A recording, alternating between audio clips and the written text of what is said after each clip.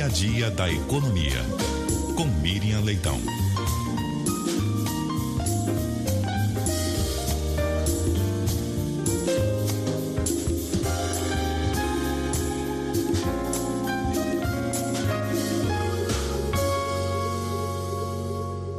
Muito bom dia para você, Miriam. Bom dia, Milton. Bom dia, Cássia. Bom dia, ouvintes da Rádio CBN. Bom dia, Miriam. Miriam, as novas revelações sobre o caso do Banco Master mostram que Daniel Vorcaro não tinha apenas uma atuação questionável na administração de uma instituição financeira com cometimento de fraude. Foi além. Comandava ali uma organização criminosa que tinha como braço direito um homem, conhecido pelo grupo dele, com um significativo codinome, né? Corsário. Sicário, que por sinal traz um outro elemento ainda nessa história, com esse caso do suicídio, ele agora em morte cerebral, pelo menos é a última informação que se tem. Ou seja, é uma sequência de fatos ali que mostra o escândalo que nós estamos, né? Ontem foi um dia estarrecedor de não acreditar na notícia que a gente estava dando.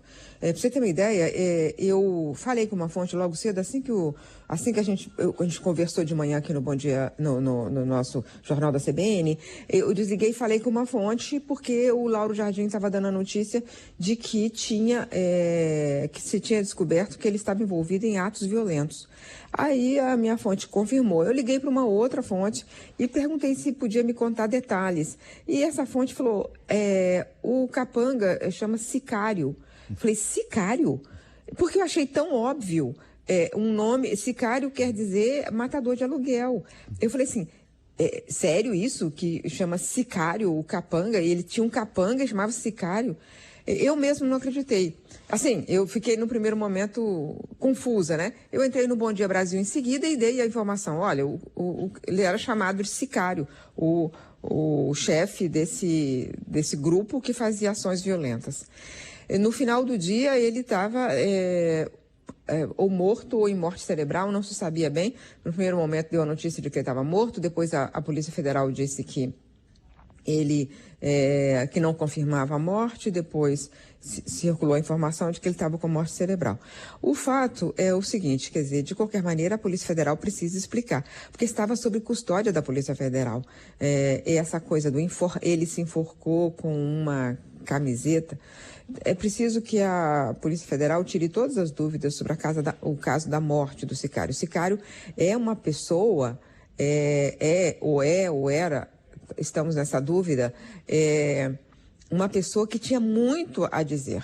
Porque como ele é o executor dos crimes mais bárbaros, mais torpes do Daniel Vorcaro, ele poderia contar e revelar muitas coisas, né? Se ele se decidisse a falar.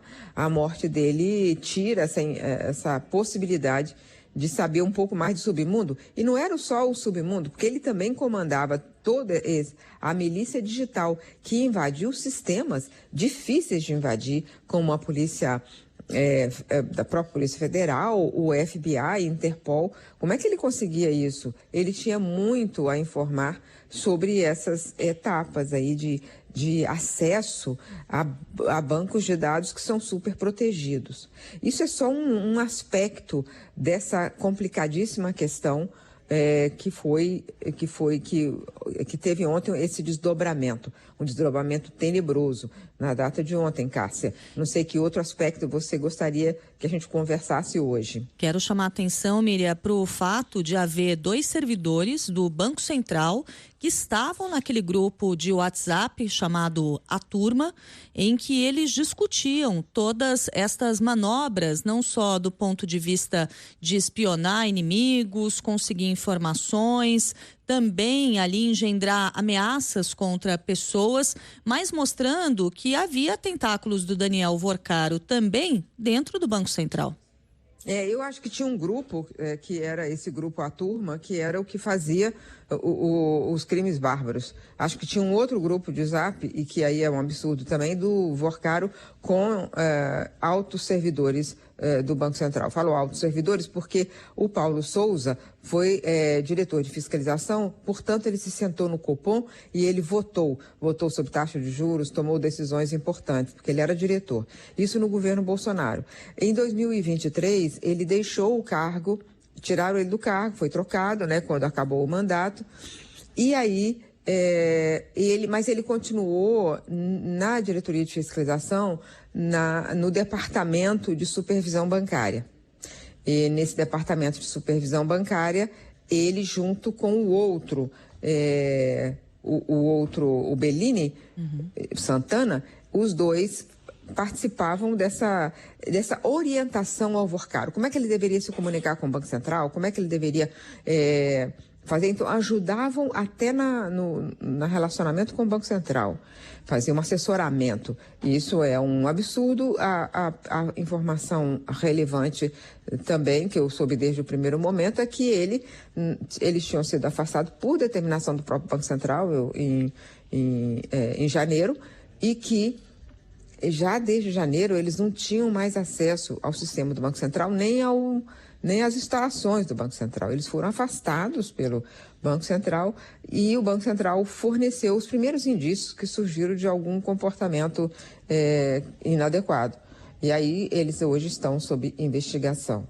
Tem um último ponto que eu queria falar, se eu posso falar desse caso que se desdobra em várias páginas. Por favor. É que o ministro André Mendonça falou que existia altos escalões da República, né? Ele fez uma expressão que até a Júlia do Ailib ressaltou aqui no G1. Então ele fala nesse assunto, assim, que no texto lá, que ele divulgou ontem, mas não tem, até agora que se saiba, nenhum alto escalão, pelo menos que se saiba. Então vamos esperar detalhes, né? Se a gente ficar conversando sobre o Vorcaro, esse comentário não termina, porque tem várias outras páginas e páginas desse caso que eu falei hoje na coluna, que é o pior caso que eu já vi de quebra de banco. Cássia e Milton. Muito obrigado, Miriam. Bom dia para você. Bom dia. Bom dia.